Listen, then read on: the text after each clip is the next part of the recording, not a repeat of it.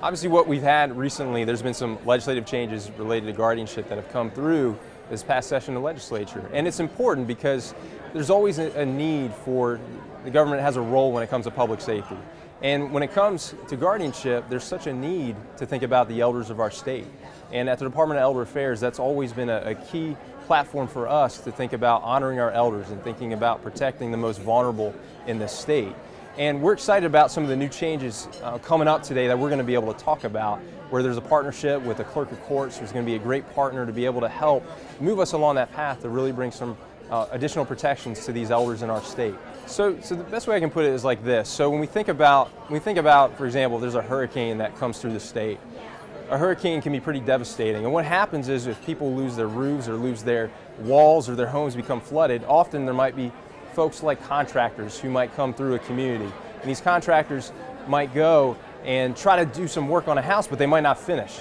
So in my background before this job, I spent some time at the Department of Business and Professional Regulation, and what we could do is go and deal with that person's license. We could actually take some recourse if that person did something wrong and didn't finish the work. Maybe they left the roof undone, maybe they left the wall undone, took that person's money, but yet left and ran off with it.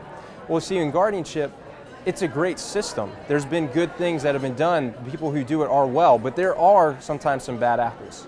And when there's bad apples, sometimes there's not a way to deal with that.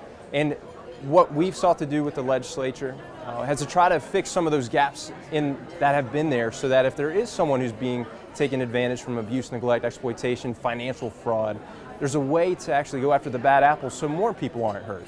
And that's where our partnership with the clerk of courts comes into place here.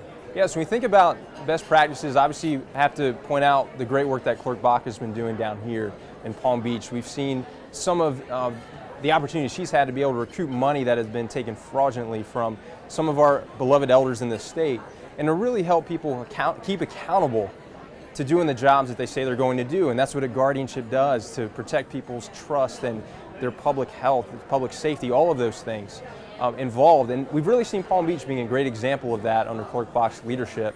And that's why we're excited that that's part of what we can now take advantage of in working with them, and really not reinvent the wheel here, but be able to partner with someone who's doing it well and be able to see great things for the state.